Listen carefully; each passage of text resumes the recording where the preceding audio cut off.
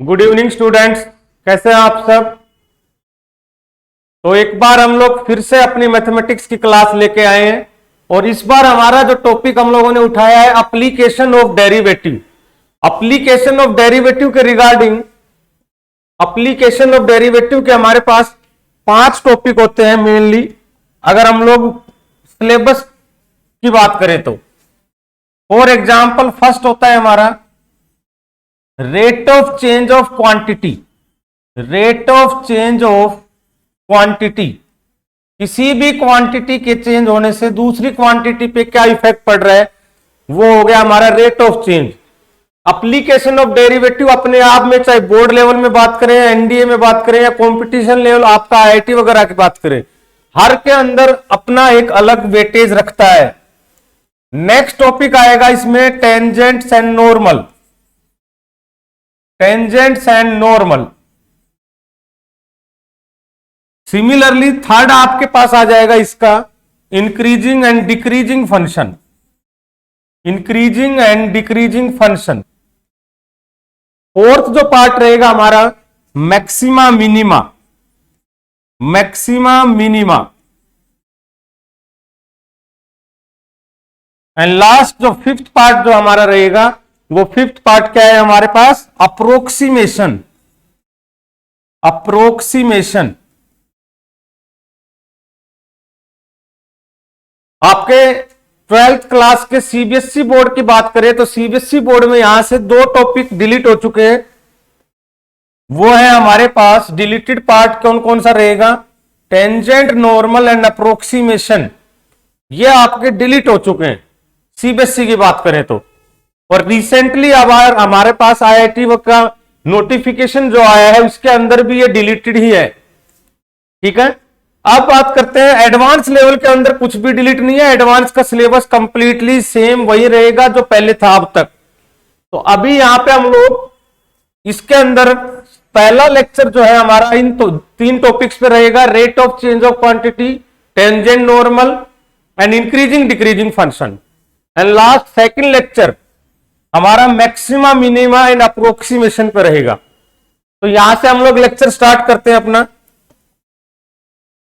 Question number 1 है, if the tangent to the curve, if the tangent to the curve y equal to x upon x square minus 3, इस curve के ऊपर tangent at a point, कोई point है alpha beta, on it is parallel to the line, इसके line के parallel है।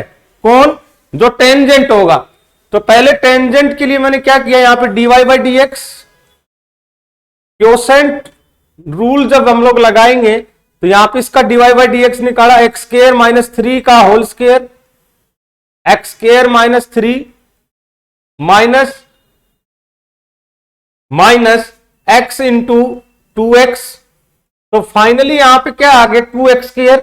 तो ये minus x square minus 3 divide by x square minus 3 का होल स्क्वायर। ये आ गया हमारे पास स्लोप। स्लोप, ठीक है। इससे आगे हम लोग टेंजेंट के रिगार्डिंग नेक्स्ट पॉइंट निकालेंगे। तो मैं यहां पे अगर इसके स्लोप की बात करें, इस लाइन की slope y equal to m x की फॉर्म में लिखें,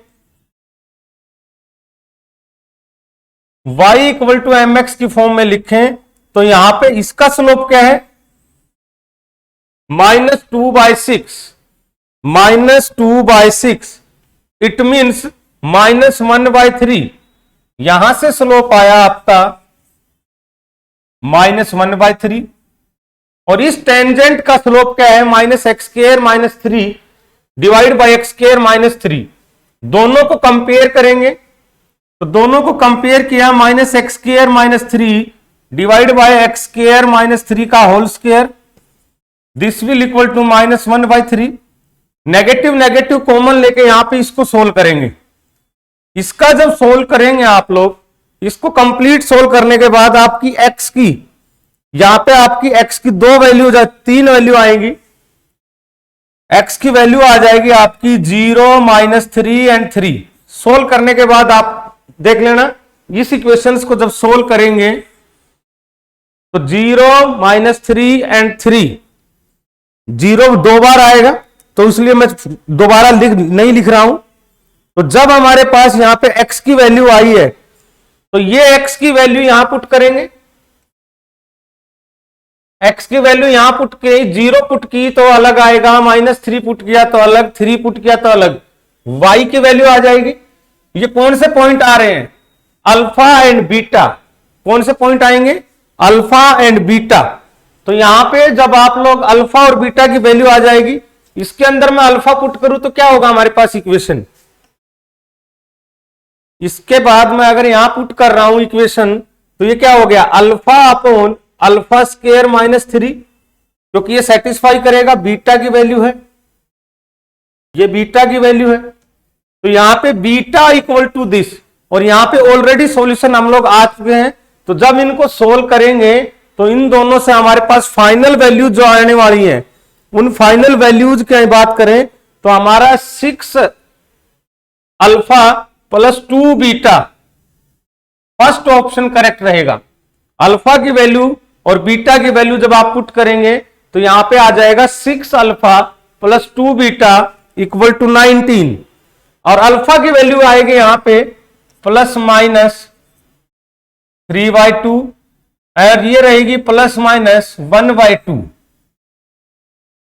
बीटा की वैल्यू ±1/2 एंड अल्फा की वैल्यू 3/2, 2 नहीं रहेगा, 3 रहेगा बस। ठीक है, ये हो गया हमारा फर्स्ट क्वेश्चन। दोबारा से देख लें, हमारे पास टेंजेंट गिवन है, कर्व गिवन है, एक पॉइंट के ऊपर हमारे से पूछा गया है कि इस पॉइंट के ऊपर यहां जो दूसरी लाइन है वो उनका स्लोप पैरेलल रहेगा। तो पैरेलल रहेगा तो इसके बेस पे हम लोगों ने दोनों का स्लोप निकाल के कंपेयर कर दिया है। नेक्स्ट क्वेश्चन पे आते हैं।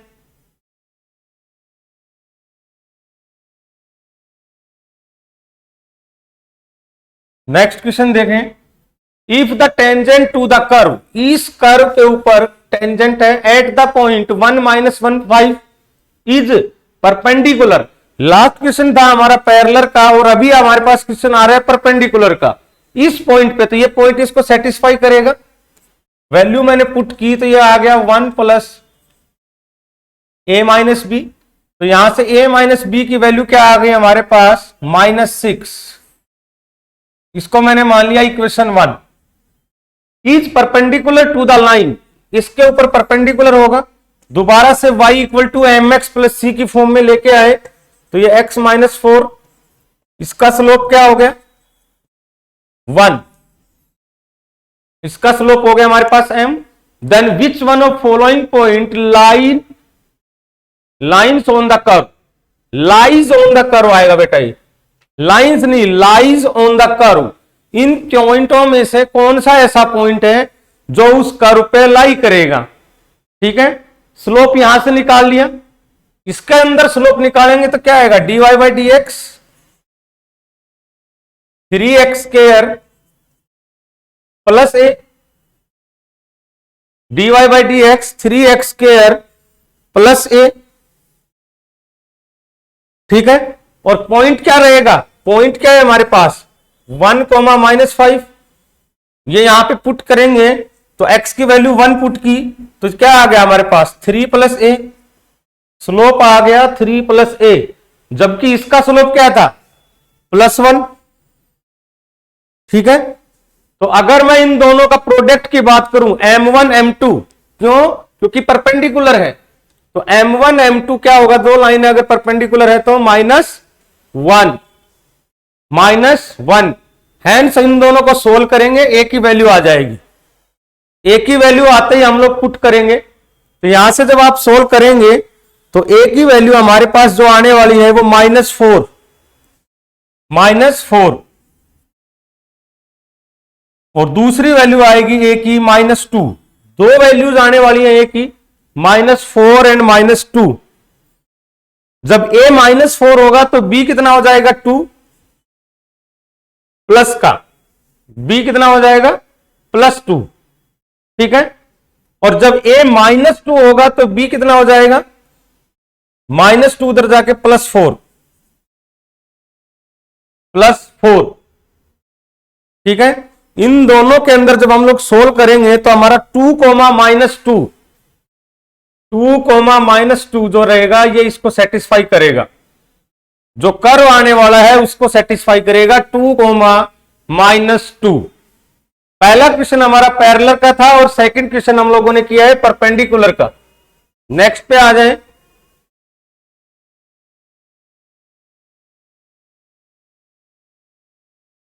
नेक्स्ट पे देखें, if theta denotes the acute angle between the curve, theta angles दे रखा है इन कर्व के बीच में, and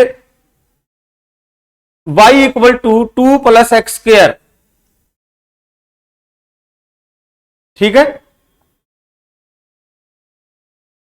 at a point of their intersection, at a point of their intersection, then magnitude of tan theta, magnitude of tan theta, इसकी value क्या होगी, ठीक है। तो मैग्नीट्यूड ऑफ tan थीटा के रिगार्डिंग अगर मैं बात करूं, पॉइंट ऑफ इंटरसेक्शन निकाले, दोनों को कंपेयर किया, tan minus x square 2 plus x square, दोनों कर्व को कंपेयर करने के बाद हमारे पास वैल्यू आई 2x square equal to 8, x की वैल्यू प्लस माइनस 2। तो x को जब हम लोग प्लस 2 पुट करेंगे तो y की डिफरेंट वैल्यू आएगी, और जब माइनस 2 पुट कर रहे हैं तो भी यहां पे अलग अलग वैल्यू आ सकती हैं। बट हमारे पास क्या है, स्केयर की फॉर्म में है, चाहे माइनस 2 लें या प्लस 2 लें वैल्यू एक ही बात रहेगी, प्लस 2 लें या माइनस 2 लें एक ही बात रहेगी। तो पहला तो हो जाएगा 2,6 और सेकंड हो जाएगा माइनस 2 जब पुट करेंगे 4, माइनस 2,6, ये भी 6, माइनस 2,6, ठीक है। y की वैल्यू कॉमन ही रहेगी। नेक्स्ट, अब यहां पे ये पॉइंट ऑफ इंटरसेक्शन आया है, इसी पॉइंट पे हमें क्या निकालनी है, स्लोप। तो स्लोप नहीं, एंगल निकालना है। तो इसका अगर मैं स्लोप निकालूं dy by d x minus 2x हो जाएगा। सिमिलरली इसका dy बाई डी एक्स क्या होगा, प्लस 2x।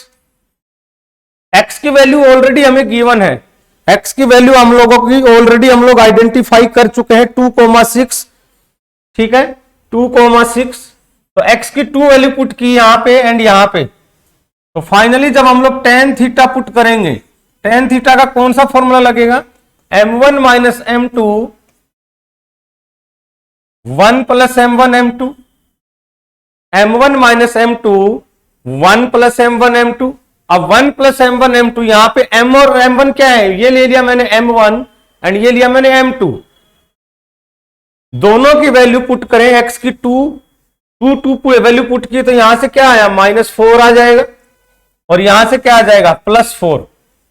सोल्व करेंगे, सोल्व करने के बाद इसका मैग्नीट्यूड ले लेंगे, तो ये 8 बाय, ये आ जाएगा 8/15।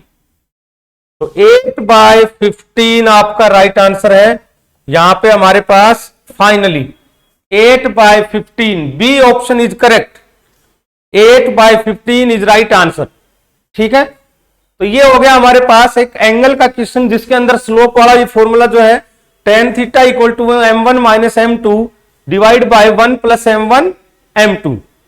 नेक्स्ट पे आते हैं।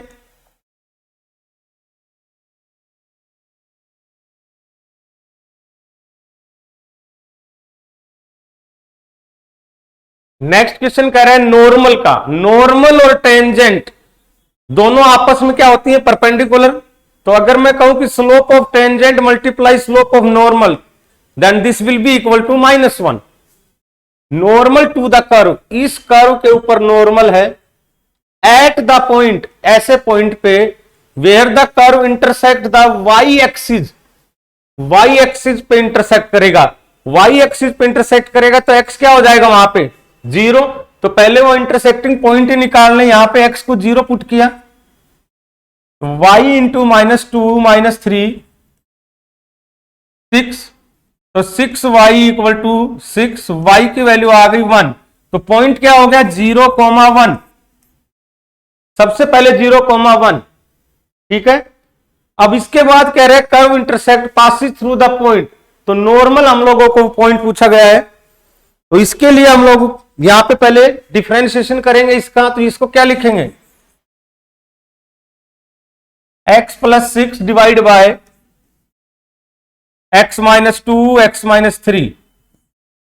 डिफरेंशिएशन करेंगे तो नीचे वाले का होल स्क्वायर, डिनोमिनेटर बाहर, न्यूमरेटर का डिफरेंशिएशन।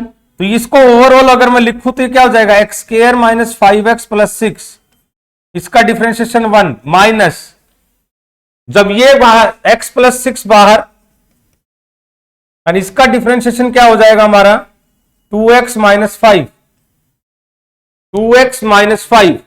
तो dy बाई डी एक्स निकाल रहे हैं हम लोग यहां पे, dy बाई डी एक्स किस पे, 0,1 पे, 0,1 पे।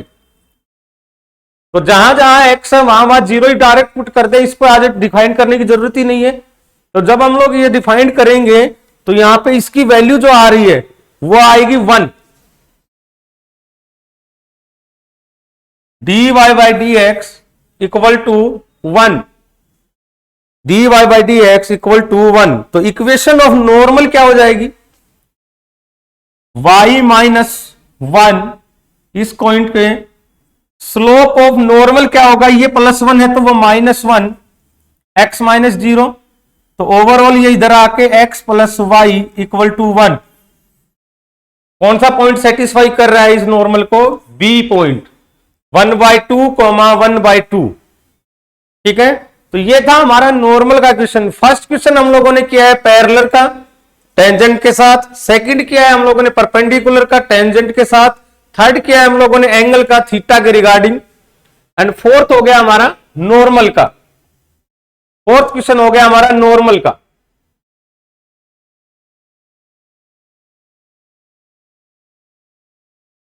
देखें नेक्स्ट क्वेश्चन आया कंसीडर, ये बेटा कंसीडर आएगा, स्पेलिंग मिस्टेक है। Consider f of x equal to tan inverse 1 plus sine x divide by 1 minus sine x का रूट 0 से π/2 a normal 2y equal to f x at, एक normal है, passes through the point, कौन से point से पास होगा। तो सबसे पहले तो इसको सिंपलेस्ट फॉर्म में लेके आए, एफ एक्स इक्वल टू, देखिए बेटा आप लोग इस चीज का ध्यान रखें, जब भी हमारे पास अंडर रूट की फॉर्म में 1 plus sine x upon 1 minus sine x आए, या फिर 1 plus cos 2x 1 minus cos 2x, या 1 plus cos x 1 minus cos x आए, तो उसको कन्वर्ट करने की कोशिश करेंगे tan में। बाहर मेरे पास tan इनवर्स है, इसको मैं cos square x by 2 plus sine square x by 2 लिख सकता हूं 1 को, और ऊपर साइन x को साइन 2 थीटा के फॉर्मूले से स्प्लिट किया तो 2 sine x by 2 cos x by 2। तो ये ओवरऑल क्या हो जाएगा, cos x by 2 plus sine x by 2 का whole square and divide by cos x by 2 minus sign x by 2 का होल स्क्वायर। स्क्वायर से स्क्वायर हट जाएगा, अंडर रूट हट जाएगा, कोस x कॉमन लिया तो फाइनली ये जो आता है, फाइनली आप लोगों को मैं लिख रहा हूं, आप लोग निकाल के देख लेना, ये आएगा π/4 minus x by 2, π/4 minus x by 2, π/4 minus नहीं आएगा, प्लस आएगा, प्लस आएगा, π/4 प्लस एक्स बाय 2। ये क्या है मेरा एफ एक्स। अब हम लोग यहां से एफ डैश एक्स निकालेंगे तो वैल्यू क्या आ गई 1/2। 1/2 क्या है हमारा, 1/2 आया है हमारा slope, slope of that function dy by d x, slope of that function. और अब हमें किस पॉइंट पे निकालनी है वैल्यू, π/6 पे, π/6 पे। तो ये हमारे पास एफ डैश एक्स की वैल्यू आ गई 1/2, π/6 पे भी यही रहेगी, π/6 पे भी यही रहेगी। तो y की x की वैल्यू अगर मैं π/6 पुट करूंगा तो y क्या हो जाएगा, f ऑफ π/6। तो फाइनली हमारे पास जो इक्वेशन निकल के आएगी वो आएगा y minus f of π/6 into slope 1/2। किसकी बात कर रहा है? ये नॉर्मल की बात कर रहा है, तो ये 1/2 ना होके -1/2 2/1 हो जाएगा, तो -2 x माइनस π/6 x माइनस π/6 ये हो जाएगा हमारे पास। f ऑफ π/6 की वैल्यू यहां से निकाल लेंगे, f ऑफ π/6 की वैल्यू यहां से आ जाएगी। π/6 मीन 30 डिग्री, तो 1/2 1 + 1/2 1 - 1/2 ऊपर आ गया 3/2 नीचे आ गया 1/2 2 से 2 cancel √3 tan inverse √3 tan inverse √3 is π/3। तो ये फाइनली यहां से क्या आएगा y माइनस π/3 -2 x माइनस π/6। इसको सोल्व कर लेंगे फाइनली, और x और y का जो पॉइंट सेटिस्फाई कर रहा होगा वो होगा हमारा फाइनल आंसर। और ये हो जाएगा आपका 0 से 2π/3 0,2π/3। इस इक्वेशन को सेटिस्फाई करने वाला पॉइंट, इस इक्वेशन को सेटिस्फाई करने वाला पॉइंट ये रहेगा। ठीक है, आप चाहे पहले वैल्यू पुट करके देख लें, उससे भी आपको आइडिया लग जाएगा।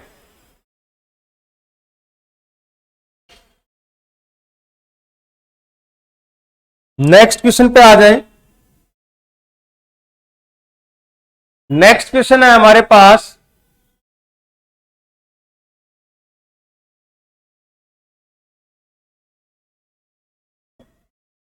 The normal to the curve, इस कर्व के ऊपर नॉर्मल एट इस पॉइंट पे 1,1 does not meet the curve, meets the curve again, meets the curve again in second third या फोर्थ क्वाड्रेंट। मीट करेगा कि नहीं करेगा, और मीट कर रहा है तो कौन से क्वाड्रेंट में लाई करेगा। ठीक है, तो सबसे पहले इसकी सिंपलेस्ट फॉर्म अगर मैं लिखूंगा तो ये हो जाएगा x minus y multiply x plus 3y equal to 0। Middle term splitting method से या प्राइम फैक्टराइजेशन मेथड से जब स्प्लिट करके सोल्व करेंगे तो ये इसको हम लोग लिख सकते हैं x minus y into x plus 3y। तो यहां से क्या पॉइंट निकल के आए, या तो x इक्वल टू वाई हो या x इक्वल टू -3y हो। x इक्वल टू वाई वाला केस ऑलरेडी कही रहा है 1,1 1,1। तो यहां से अगर मैं बात करूं डिफरेंशिएशन कर लोगे dy/dx का, यहां पे टेंजेंट जब निकालेंगे 1,1 के ऊपर नॉर्मल निकाल रहे हैं, तो नॉर्मल को जब आप सोल्व करेंगे तो सेकंड इक्वेशंस के बाद हमारे पास ये आएगा माइनस फोर्थ क्वाड्रेंट का, फोर्थ क्वाड्रेंट आएगा x positive and y negative, x positive and y negative. जब आप सोल्व कर लेंगे इसको, कब y -1 उस पॉइंट पे डिफरेंशिएशन करेंगे, नॉर्मल का टेंजेंट निकालेंगे इस पॉइंट पे, तो -1 आएगा x -1। तो यहां से इक्वेशन क्या आई, y -1 equal to -x minus +1। तो ये हो गया x plus y equal to 2 x plus y equal to 2। अब it intersect x plus 3y, x plus 3y को इंटरसेक्ट करेगा, इन दोनों को सोल्व कर लेंगे। इन दोनों को जब सोल्व करेंगे तो हमारे पास x की वैल्यू पॉजिटिव आएगी और y की वैल्यू नेगेटिव आएगी, और x पॉजिटिव और y नेगेटिव कौन से क्वाड्रेंट में होगा, fourth quadrant. That's why final answer is D. हमारा जो फाइनल आंसर निकल के आ रहा है वो डी है, ये फोर्थ क्वाड्रेंट के अंदर दोबारा से मीट करेगा।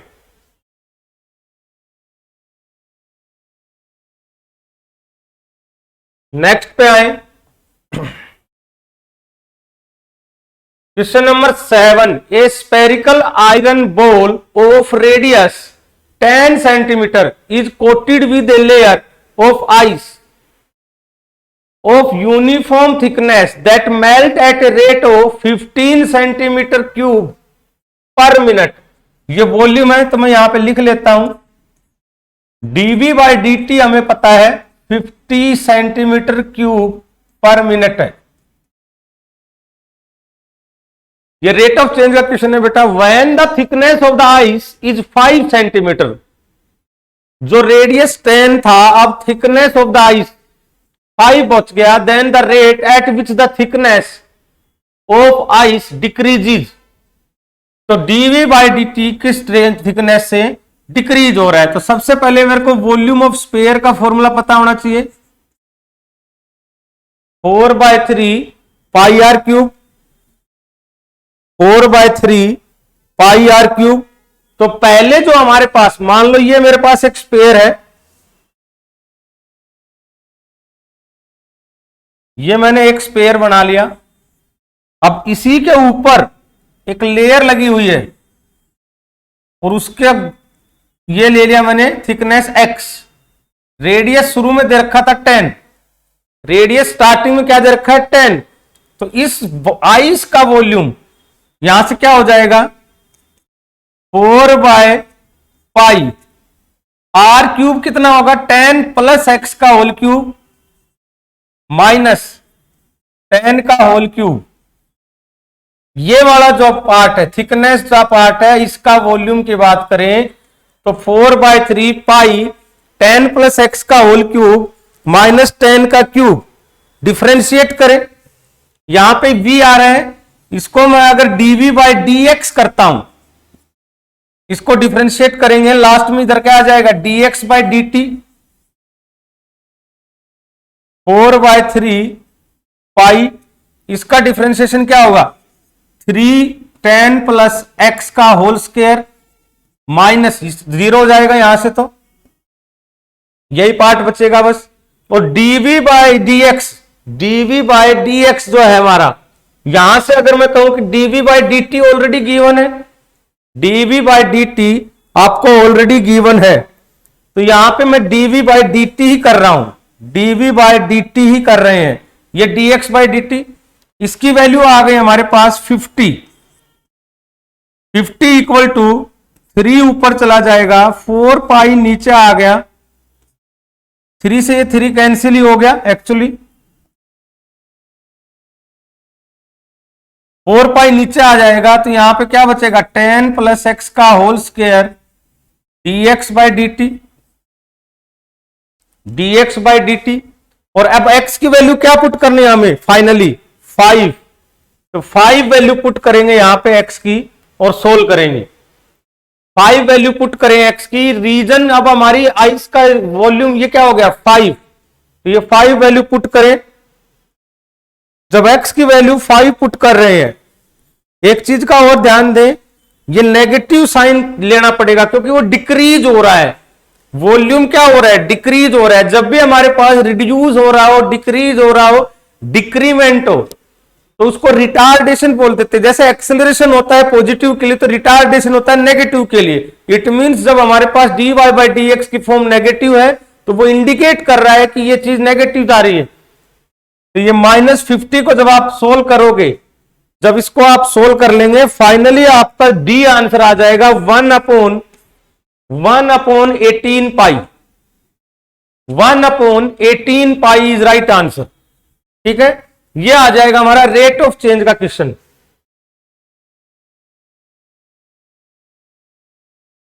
नेक्स्ट पे आए, नेक्स्ट क्वेश्चन क्या कह रहे हैं, a water tank has the shape of an inverted cone, a water tank has the shape of an inverted cone. तो इन्वर्टेड कोन बनाए,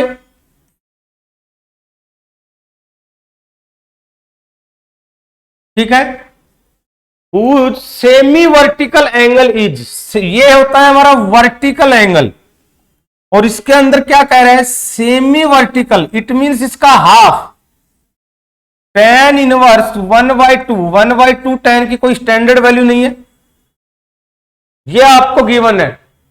semi vertical angle is tan inverse 1/2, water is poured into it at a constant rate of, पानी जो है यहां से, इसमें से मान लो वाटर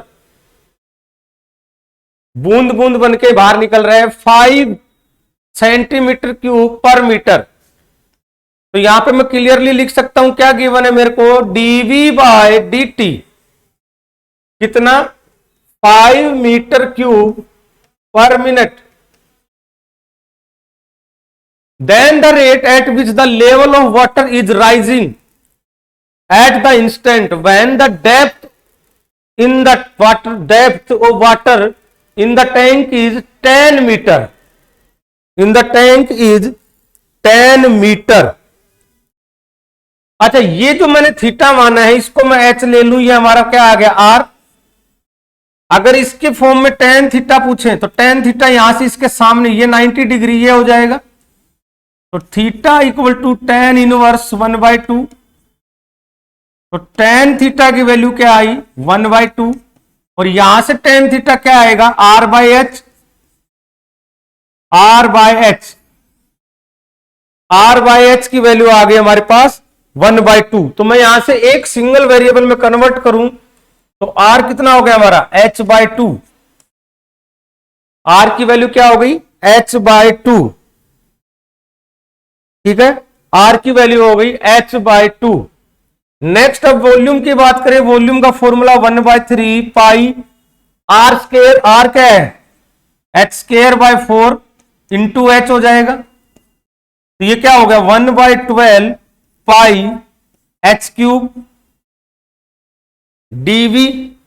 इसका अंदर मैं यहां पे डिफरेंशिएट कर रहा हूं, तो इसको जब मैं डिफरेंशिएट किया तो dV बाय क्या लेंगे dt,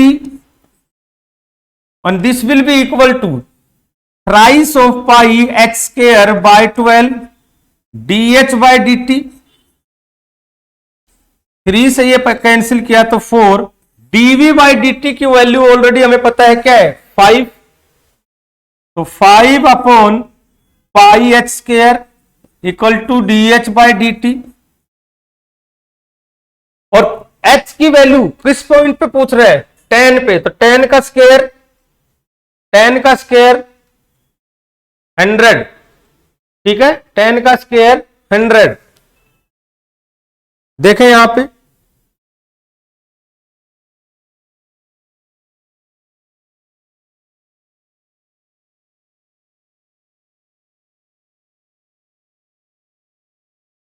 देखें एक बार ध्यान से, यहां पे जो ये 5 है, ये 4 हम लोग स्किप कर गए थे, ये 4 भी मल्टीप्लाई में आएगा बेटा। तो यहां पे 20/100 इज 5, तो आंसर आ गया 1/5 पाई, 1/5 पाई। जो हम लोग 3 पाई h²/12 था, तो 3 को 12 से कैंसिल किया तो 4 बच रहा था, जिसको हम लोगों ने यहां पे लिखना भूले थे। तो यहां हमारा फाइनल आंसर क्या आ गया 1/5 पाई, 1/5 पाई। नेक्स्ट क्वेश्चन पे आते हैं।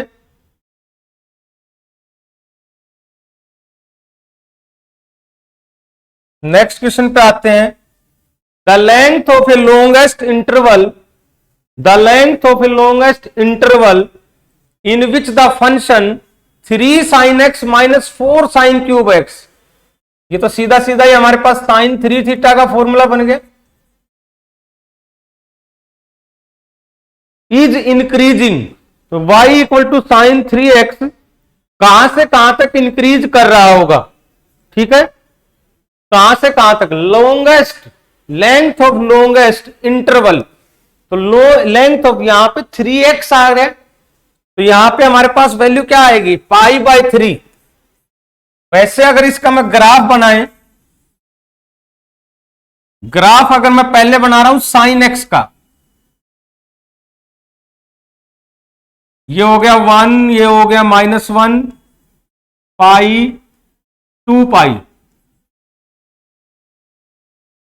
अब आ गई बात 3x की, इट मीन्स यहां पे n पाई को अगर मैं 3 के बराबर पुट करेंगे 3x के, तो x इक्वल टू n π/3, π/3 पॉइंटों तक इसकी वैल्यू क्या रहेगी π/3 पॉइंट तक। तो यहां से जब मैं इसके अंदर π/3 पुट कर रहा हूं तो वैल्यू क्या आ रही है 0, तो ये π/3 से ये ऐसे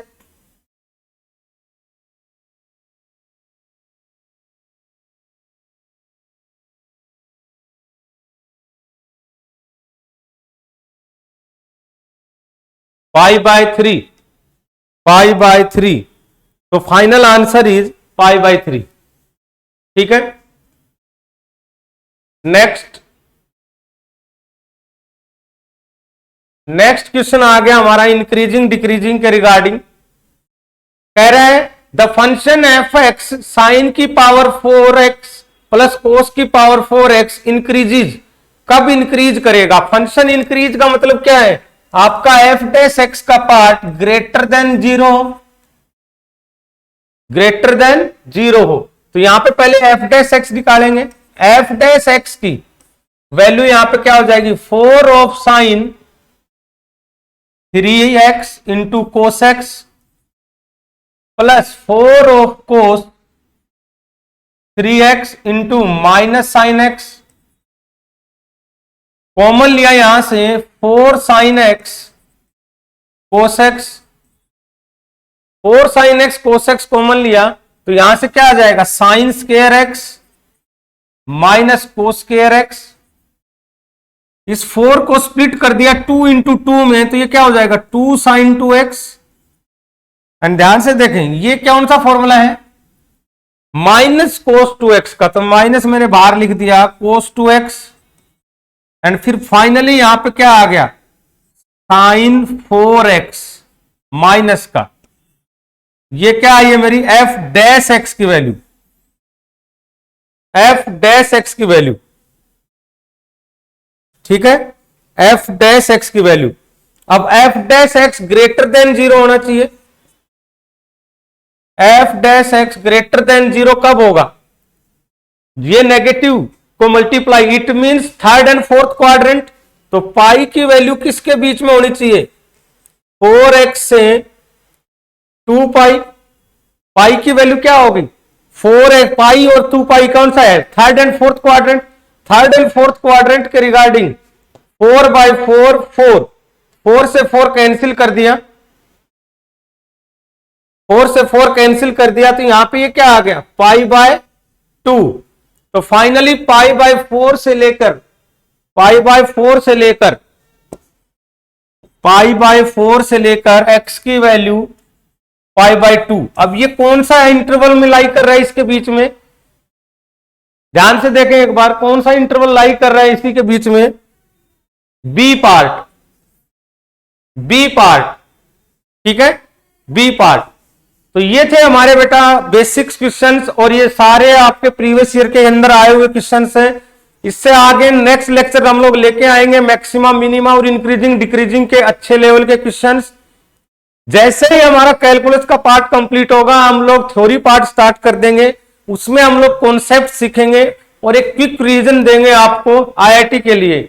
आईआईटी का फॉर्म निकल चुका है, आप लोग फिल करें और अच्छे से तैयारी करें। जनवरी लास्ट के अंदर आप लोगों का जेई मेंस का रहेगा।